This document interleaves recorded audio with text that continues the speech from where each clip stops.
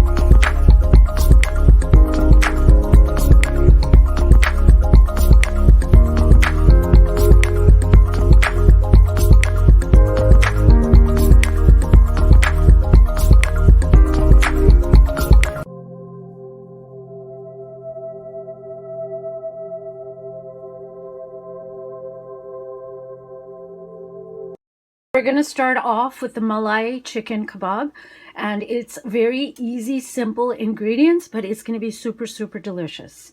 And I'm going to show you everything I'm going to put it all in one bowl, not a bowl, in a plate. I don't have a bowl on me, a large mixing bowl on me at the moment, so I'm going to be using a plate. Doesn't really matter. And I'm just going to go over all the ingredients, and then I'm just going to be putting that all into the blender, and then marinating the chicken for 3 to 4 hours. Overnight is best, but we're going to be doing 3 to 4 hours. So we have here our yogurt, we have some cheese, and the cheese is optional. We have some coriander leaves, and you want to make sure that you don't go overboard with the coriander leaves, because the dairy ingredients are actually going to give it, the cream and the nuts and the cheese are going to give it the flavor. So you don't want too much. So I have that, and I also have some lemon juice. I have some ginger garlic paste, and I have some cashew and almond nut paste. I also have I forgot to mention, I have some cream mixed in with the yogurt, and I also have my black pepper, and that's all I'm going to be using. So I will be putting this all in a blender and using this as my marinade. Okay, so now you can see that I've done a reasonably good job of covering the chicken with the marinade. It's a small barbecue, so there's only 3 pieces of chicken here, but of course you can use as much or as little as you like. And I don't know if you can see, but there's some skin here, and I even have it under the skin. So I've really covered it up, and these are going to marinate now for a few hours in the refrigerator, and I'm going to start on the next set of kebabs. So we're going to move on to the second kebab. I'm not sure how to pronounce it. Scooby's very, very excited. He started barking in the background. It's called Haryali Kebab, and please do excuse me if I mispronounced. I probably did. So I'll just go over the ingredients for this one as well. And I have some baby spinach that I'm going to be chopping up in the blender, along with some coriander and some mint leaves. So I have the mint leaves here, and I have equal parts coriander leaves. I have 1 green chili. I'm not going to put the whole chili in, or we're not going to be able to eat this because this is going to be so hot.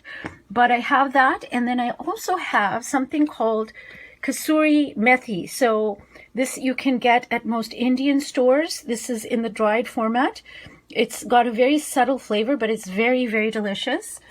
And I will also have my yogurt and my lemon juice. And I have some whole garam masala this time with some ginger and garlic paste. So what I'm going to do, put this all in the blender and then blend the next set of chicken that I have for this second kebab. And it's going to be really, really awesome. Scooby has stopped barking a little bit. I wanted to show you the chicken that I marinated. I didn't make it super fine, but you can if you want. It's a little bit rustic looking, but it is what it is, and it looks and smells absolutely amazing. You've got some coriander and fenugreek, and you have mint, but you also have spinach in here. So there's a very different flavor, I'm sure, to this kebab or this Indian barbecue chicken. So there you go. This one is the second, and now I'm going to go and start the last, which will be made with chicken drumsticks, as it's traditionally made with chicken drumsticks. So this is the last one. I have 3 chicken drumsticks that I'm using. I have something called Kashmiri chili powder. It is not super hot, but it gives a beautiful color. I have another unusual ingredient, which is chickpea flour or bashan. And I'm using that also for flavoring. I have that, I have yogurt, I have lemon juice. I'm going to be adding some ginger garlic paste to the cashew nut paste I already have. And then I'm going to be adding some garam masala, and that's it. I'm going to be mixing this all up, and this will be the 3rd batch of Indian barbecued chicken. So I cheated a bit, and I did end up using the tiniest bit of red food coloring. I do promise you, though, that if you have sufficient Kashmiri chili powder, you will not need it, because I did an episode actually on tandoori chicken where there was 0 food coloring, and it was really, really amazing, and it didn't look any different. But we were low, so I just used a little tiny amount, and so there you go. This one is going to go to marinade along with the other chicken pieces, and we're going to have an amazing, amazing Indian barbecue chicken party. Hi everyone, here we are. Look at this amazingness. That's beautiful platter. And I can't transport the smell, but if you guys give this a try, I promise you, you're not going to be disappointed. We're going to taste it soon, but we don't have to. We can smell how good this is. And you're not going to necessarily find any of these. You may in an Indian restaurant in North America or Europe. No, you should, but it's not that easy to find this kind of stuff. So thank you for watching. Happy New Year.